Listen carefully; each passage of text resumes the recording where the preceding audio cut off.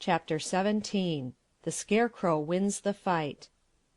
After Billina had entered the palace, Dorothy and Evering sat down to await the success or failure of her mission, and the Gnome King occupied his throne and smoked his long pipe for a while in a cheerful and contented mood.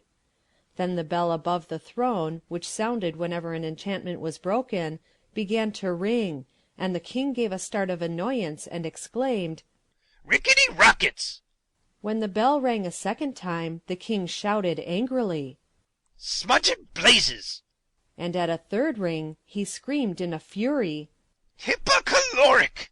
which must be a dreadful word, because we don't know what it means. After that the bell went on ringing time after time, but the king was now so violently enraged that he could not utter a word, but hopped out of his throne and all around the room in a mad frenzy, so that he reminded Dorothy of a jumping jack. The girl was, for her part, filled with joy at every peal of the bell, for it announced the fact that Billina had transformed one more ornament into a living person. Dorothy was also amazed at Billina's success, for she could not imagine how the yellow hen was able to guess correctly from all the bewildering number of articles clustered in the rooms of the palace. But after she had counted 10 and the bell continued to ring, she knew that not only the royal family of Ev, but Ozma and her followers also, were being restored to their natural forms, and she was so delighted that the antics of the angry king only made her laugh merrily. Perhaps the little monarch could not be more furious than he was before, but the girl's laughter nearly drove him frantic, and he roared at her like a savage beast. Then, as he found that all his enchantments were likely to be dispelled, and his victims every one set free, he suddenly ran to the little door that opened upon the balcony and gave the shrill whistle that summoned his warriors. At once the army filed out of the gold and silver doors in great numbers, and marched up a winding stairs and into the throne room, led by a stern-featured gnome who was their captain. When they had nearly filled the throne room, they formed ranks in the big underground cavern below, and then stood still until they were told what to do next. Dorothy had pressed back to one side of the cavern when the warriors entered, and now she stood holding little Prince Evering's hand, while the great lion crouched on one side and the enormous tiger crouched on the other side. "Seize that girl!" shouted the king to his captain, and a group of warriors sprang forward to obey. But both the lion and tiger snarled so fiercely and bared their strong, sharp teeth so threateningly that the men drew back in alarm. "Don't mind them," cried the Gnome King. "They cannot leap beyond the places where they now stand." "But they can bite those who attempt to touch the girl," said the captain. "I'll fix that," answered the king. "I'll enchant them again so they can't open their jaws." He stepped out of the throne to do this, but just then the Sawhorse ran up behind him and gave the fat monarch a powerful kick with both his wooden hind legs. "Ow! Murder! Treason!" yelled the king, who had been hurled against several of his warriors and was considerably bruised. "Who did that?" "I did," growled the Sawhorse viciously. "You let Dorothy alone or I'll kick you again."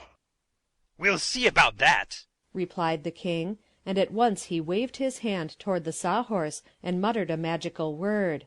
"Aha!" he continued. "Now let us see you move, you wooden mule."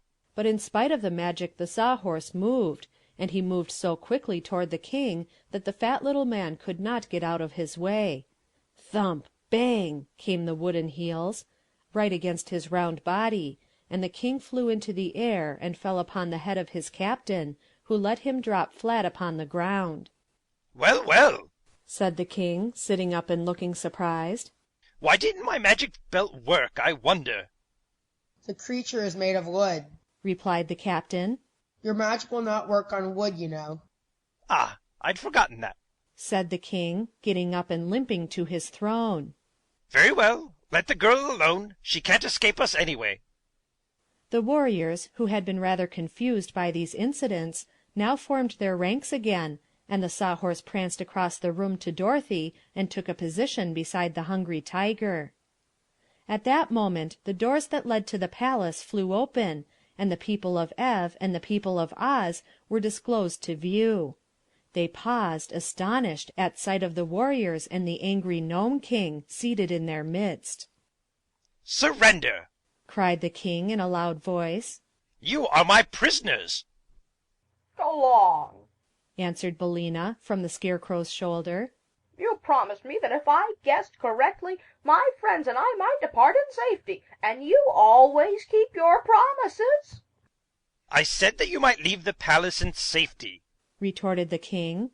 "and so you may, but you cannot leave my dominions. You are my prisoners, and I will hurl you all into my underground dungeons, where the volcanic fires glow, and the molten lava flows in every direction, and the air is hotter than blue blazes." "That will be the end of me, all right," said the Scarecrow sorrowfully. "One small blaze, blue or green, is enough to reduce me to an ash heap." "Do you surrender?" demanded the king. Billina whispered something in the Scarecrow's ear that made him smile and put his hands in his jacket pockets. "No," returned Ozma, boldly answering the king.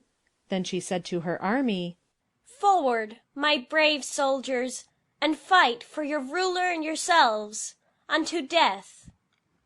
"Pardon me, most royal Ozma," replied one of her generals, "but I find that I and my brother officers all suffer from heart disease, and the slightest excitement might kill us. If we fight, we may get excited. Would it not be well for us to avoid this grave danger?" "Soldiers should not have heart disease," said Ozma. Private soldiers are not, I believe, afflicted that way, declared another general, twirling his mustache thoughtfully. If your Royal Highness desires, we will order our private to attack yonder warriors. "Do so," replied Ozma. "Forward, march!" cried all the generals with one voice. "Forward, march!" yelled the colonels. "Forward, march!" shouted the majors. "Forward, march!" commanded the captains. And at that the private leveled his spear and dashed furiously upon the foe. The captain of the gnomes was so surprised by this sudden onslaught that he forgot to command his warriors to fight, so that the 10 men in the first row, who stood in front of the private's spear, fell over like so many toy soldiers. The spear could not go through their steel armor, however, so the warriors scrambled to their feet again, and by that time the private had knocked over another row of them. Then the captain brought down his battle-axe with such a strong blow that the private's spear was shattered and knocked from his grasp, and he was helpless to fight any longer. The Gnome King had left his throne and pressed through his warriors to the front ranks so that he could see what was going on. But as he faced Ozma and her friends, the Scarecrow, as if aroused to action by the valor of the private, drew one of Billina's eggs from his right jacket pocket and hurled it straight at the little monarch's head. It struck him squarely in his left eye, where the egg smashed and scattered, as eggs will, and covered his face and hair and beard with its sticky contents. "Help! Help!" screamed the king, clawing with his fingers at the egg in a struggle to remove it. An egg! An egg! Run for your lives! shouted the captain of the gnomes in a voice of horror. And how they did run! The warriors fairly tumbled over one another in their efforts to escape the fatal poison of that awful egg, and those who could not rush down the winding stair fell off the balcony into the great cavern beneath, knocking over those who stood below them. Even while the king was still yelling for help, his throne room became emptied of every one of his warriors, and before the monarch had managed to clear the egg away from his left eye, the Scarecrow threw the second egg against his right eye, where it smashed and blinded him entirely. The king was unable to flee because he could not see which way to run. So he stood still and howled and shouted and screamed in abject fear. While this was going on, Billina flew over to Dorothy, and perching herself upon the lion's back, the hen whispered eagerly to the girl, "Get his belt!